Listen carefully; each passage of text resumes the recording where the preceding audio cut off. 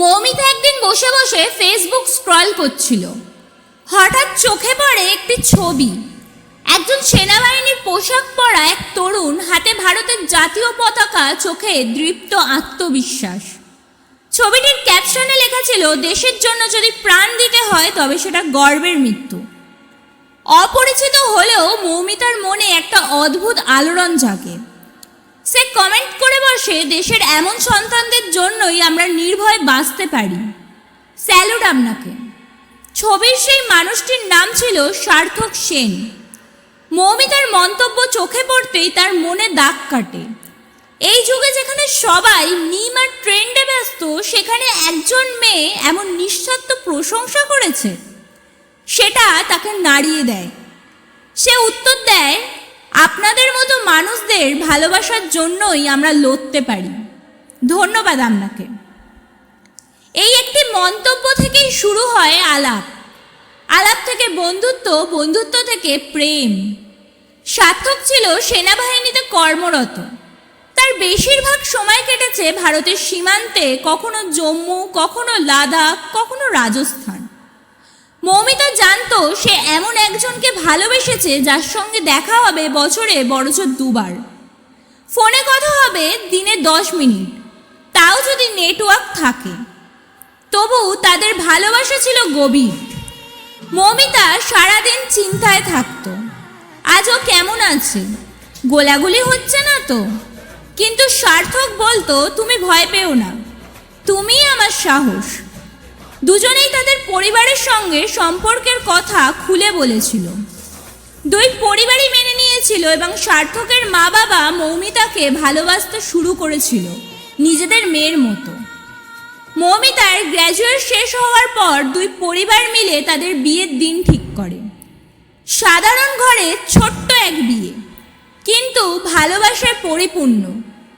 তাদের বিয়ে ঠিক 1 সপ্তাহ পরে এক রাতে সার্থকের কাছে একটি ফোন আসে, তোমায় কাল সকালেই বর্ডারে ফিরে যেতে হবে, জরুরি পোস্টিং। মৌমিতা হাউমাউ করে কেঁদে ওঠে। সার্থক তাকে জড়িয়ে ধরে বলে, মৌ, আমার যাওয়া মানেই ফিরে আসা নয়, তবুও তুমি ভয় পেও না, তুমি আমার বিশ্বাস, তুমি শক্ত থেকো। সেদিনের সেই বিদায়টাই যে শেষ দেখা কেউই জানতো না। 1 মাস পর এক সকালে মৌমিতা বুঝতে পারে তার শরীরে অদ্ভুত পরিবর্তন হচ্ছে। ডাক্তারের কাছে গিয়ে জানতে পারে সে মা হতে চলেছে। তার চোখ আনন্দে ভরে ওঠে। সে এক দৌড়ে তার ফোনটা হাতে তুলে নেয় সার্থককেই খুশির খবর জানাবে বলে। ঠিক তখনই তার ফোনে একটা অচেনা নাম্বার থেকে মৌমিতা ফোনটা রিসিভ করে কানে দিয়ে বলে, হ্যালো। ওপাশ থেকে এক অপরিচিত কণ্ঠ আসে, আমি মেজর অনিকেত চ্যাটার্জি, আপনি ক্যাপ্টেন সার্থকের স্ত্রী? মৌমিতা বলে, হ্যাঁ বলুন, কি হয়েছে? সেই অপরিচিত ব্যক্তি বলে, গতরাতে পাকিস্তানি জঙ্গিদের আক্রমণে ক্যাপ্টেন সার্থক যুদ্ধ করতে গিয়ে শহীদ হয়েছেন। মৌমিতার হাত থেকে ফোনটা পড়ে যায়। সে নিঃশব্দে মাটিতে বসে পড়ে। তার চোখে কেবল ভাসতে থাকে সার্থকের হাসি, কণ্ঠস্বর আর সেই প্রতিজ্ঞা, আমি ফিরব। দেখতে দেখতে 20 বছর কেটে যায়। সময়ের নিয়মে জীবন থেমে থাকে না। মৌমিতা আজ একজন সরকারি স্কুলের শিক্ষিকা।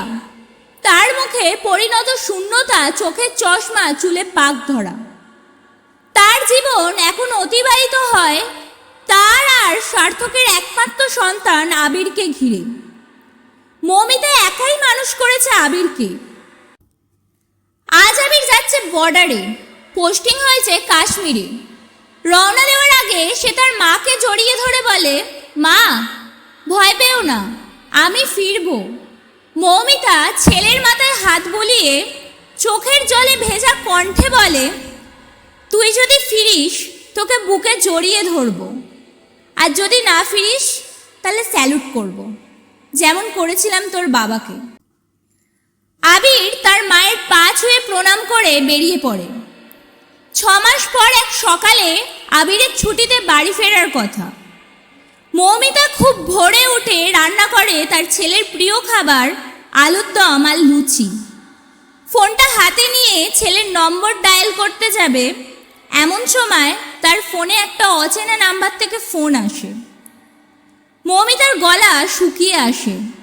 20 বছর আগেও এমন ফোন এসেছিল।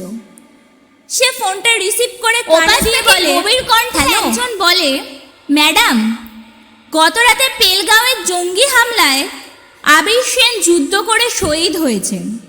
শেষ মুহূর্ত পর্যন্ত লড়ে গেছেন, আমরা গর্বিত তার জন্য। ফোনটা কানে রেখে কিছুক্ষণ চুপ করে থাকে মৌমিতা, তারপর ফোনটা নামিয়ে রাখে। ঘরের কোণে টেবিলের ওপর দুটি ছবি, সার্থক আর আবির, পিছনে ভারতের জাতীয় পতাকা। মৌমিতা ধীরে ধীরে তাদের সামনে গিয়ে দাঁড়ায়। আজ তার চোখে জল নেই। সে বুক সোজা করে দাঁড়িয়ে ডান হাত কপালে তুলে বলে, স্যালুট। তার চোখে এখনো ভালোবাসা আছে, কষ্ট আছে, কিন্তু কোনো অভিযোগ নেই, কারণ সে একজন শহীদের স্ত্রী আর একজন শহীদের মা।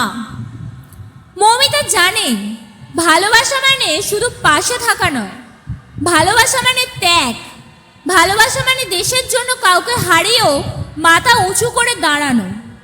একজন মা, একজন স্ত্রী আজও বুকের মধ্যে একটাই শব্দ নিয়ে বাঁচে, জয় হিন্দ।